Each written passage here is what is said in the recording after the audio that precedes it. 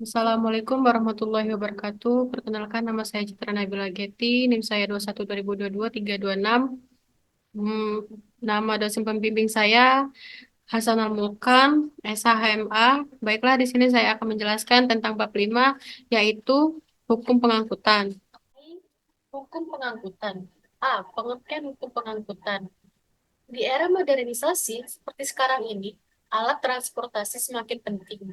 Bahkan, pengangkutan memegang peran yang mutlak. Nilai suatu barang tidak hanya tergantung dari barang itu sendiri, tapi juga tergantung pada tempat di mana barang itu berada. Sehingga dengan pengangkutan nilai, suatu barang akan meningkat. Bidang pengangkutan pun kini semakin maju, terutama di bidang pengangkutan. Kalau di zaman tradisional, pengangkutan darat menggunakan becak, delman, atau sepeda.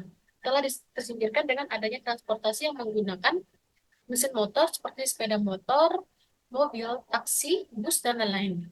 Menurut HMN, Purwosudjito menyatakan bahwa pengangkutan digunakan untuk menyelenggarakan pengangkutan barang dan atau orang dari suatu tempat ke tempat tujuan tertentu dengan selamat.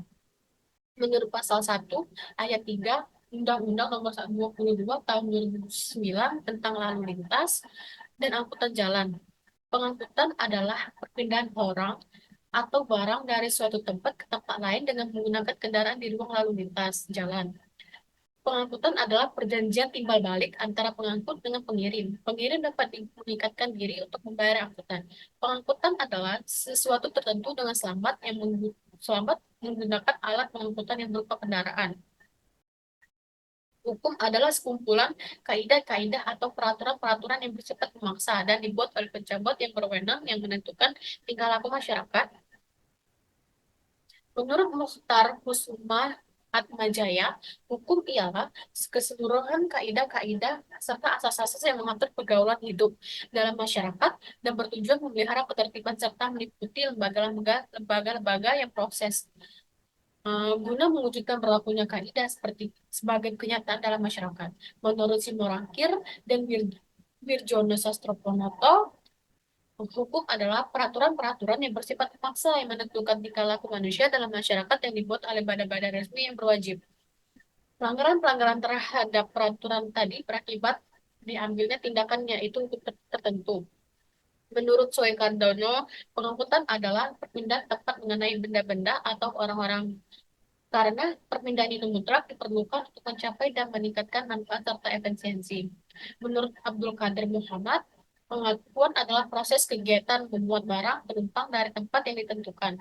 Menurut arti kata angkut, berarti mengangkat dan membawa, memuat, atau mengirimkan. Pengangkutan artinya usaha membawa, mengantar, memindahkan orang atau barang dari suatu tempat ke tempat yang lain. Jadi dalam pengertian pengangkutan itu dapat disimpulkan sebagai suatu proses, kegiatan, atau gerakan dari suatu tempat ke tempat yang lain. Pengangkutan dapat diartikan sebagai pemindahan barang dan manusia dari tempat asal ke tempat tujuan. Unsur-unsur pengangkutan sebagai berikut. Ada sesuatu satu, ada sesuatu yang diangkut. Dua, tersedianya kendaraan sebagai alat angkutan. Tiga, ada tempat yang dapat dilalui alat angkutan. Menurut pendapat R. Suekardono, SH, pengangkutan pada pokoknya berisikan perpindahan tempat baik mengenai benda-benda maupun mengenai orang-orang. Karena perpindahan itu mutlak perlu untuk mencapai dan meninggalkan manfaat serta efisiensi.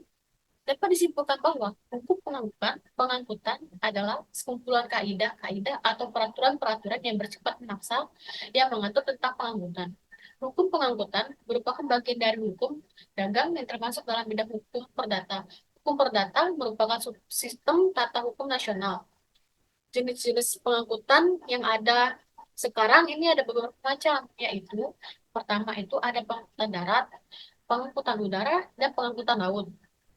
Pemerintah telah mengeluarkan kebijakan. Yang pertama itu Undang-Undang Nomor 23 Tahun 2007 tentang Perkeretaapian. Terus Undang-Undang Nomor 22 Tahun 2009 tentang Lalu Lintas dan Angkutan Jalan. Undang-Undang Nomor 1 Tahun 2009 tentang Penerbangan dan Undang-Undang Nomor 17 Tahun 2008 tentang Pelayaran. B. Unsur-unsur pengangkutan. Unsur-unsur pengangkutan itu berupa alat angkutnya itu sendiri, fasilitas yang akan dilalui oleh alat pengangkut, dan tempat persiapan pengangkutan. Aspek-aspek pengangkutan itu terdiri satu, pelaku yaitu orang yang melakukan pengangkutan, dua, alat pengangkutan yaitu alat digunakan untuk menyelenggarakan pengangkutan, dan ketiga, objek pengangkutan yaitu muatan yang diangkut baik barang ataupun penumpang. D. Sumber hukum pengangkutan. Hukum pengangkutan merupakan bagian dari hukum dagang yang termasuk dalam bidang hukum perdata. Hukum perdata merupakan sistem tata hukum, ketentuan-ketentuan hukum mengenai mengenai pengangkutan dalam kitab undang-undang hukum dagang dapat ditemukan di dalam beberapa pasal. Yang pertama, buku 1 bab 5, bagian 2 dan 3, mulai dari pasal 90 sampai dengan pasal 95, 98, tentang pengangkutan darat dan pengangkutan perairan darat. Buku 2 bab 5, pasal 453 sampai dengan pasal 465 tentang pencharteran kapal. Buku 2 bab 5 A pasal 466 sampai dengan pasal 520 tentang pengangkutan barang dan buku barang, dan buku 2 bab B bab 5 B pasal 521 sampai pasal 504 A tentang pengangkutan orang. Buku 1 bab 5 bagian 2 pasal 86 sampai dengan pasal 90 mengenai kedudukan para ekspeditur sebagai pengusaha perantara. Buku 1 bab 10, 11, 12, 13 pasal 748 sampai dengan pasal 754 mengenai kapal-kapal yang melalui perairan darat.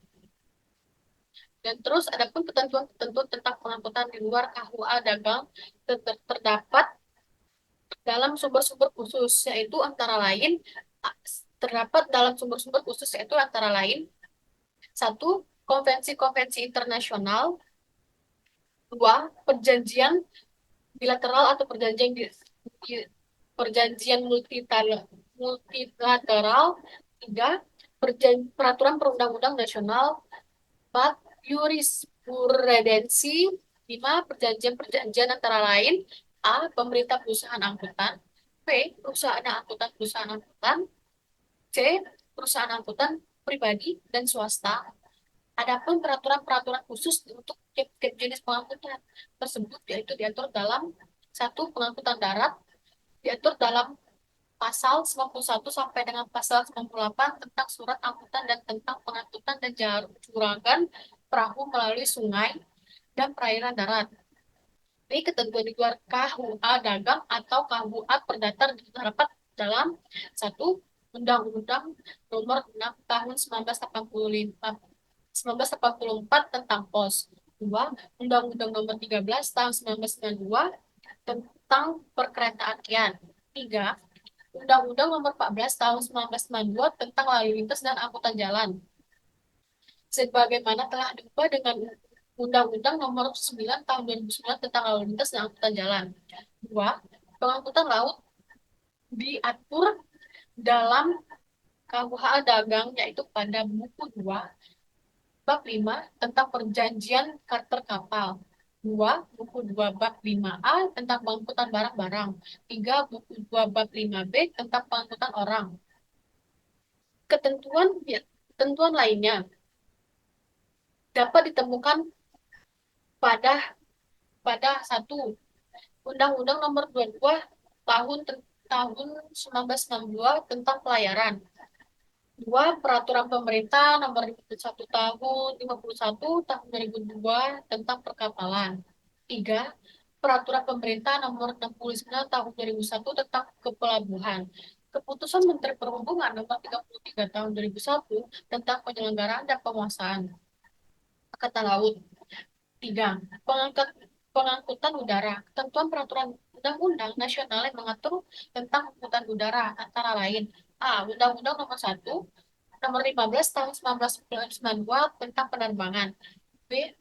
Ordonansi Pengangkutan Udara 1939 atau Luchtverordonnantie tentang tanggung jawab pengangkutan udara. C. C. Peraturan Pemerintah Nomor 40 Tahun 1995 tentang Angkutan Udara. Dalam angkutan udara terdapat beberapa ketentuan, antara lain: satu, konvensi-konvensi internasional; dua, perjanjian multilateral atau bilateral. Beberapa sumber hukum udara yang bersifat internasional atau konvensi-konvensi internasional dalam bidang angkutan udara, yaitu satu, Konvensi Warsawa atau Warsawa Convention 1929; B. Dua, atau Konvensi Geneva; tiga, Konvensi Roma 1952; empat, Konvensi Hague 1955; lima, Konvensi Guadalajara 1961; dan enam, Protokol Guatemala. Dan selanjutnya, asas-asas hukum pengangkutan. Asas-asas hukum pengangkutan merupakan landasan filosofi yang diklasifikasi menjadi dua asas hukum publik dan dua asas hukum perdata. Asas hukum publik itu yaitu landasan undang-undang yang lebih mengutamakan kepentingan umum dan kepentingan orang banyak asas manfaat, yaitu bahwa pengangkutan harus dapat memberikan manfaat sebesar-besarnya bagi kemanusiaan, peningkatan kesejahteraan rakyat, dan pengembangan kehidupan dan berkesinambungan bagi negara, serta upaya peningkatan pertahanan dan keamanan negara. Asas-asas hukum bersama dan kekeluargaan yaitu bahwa penyelenggaraan usaha yang di bidang pengangkutan dilaksanakan untuk mencapai cita-cita dan aspirasi bangsa yang dalam kegiatannya dapat dilakukan oleh seluruh masyarakat dan dijiwai oleh semangat kekeluargaan.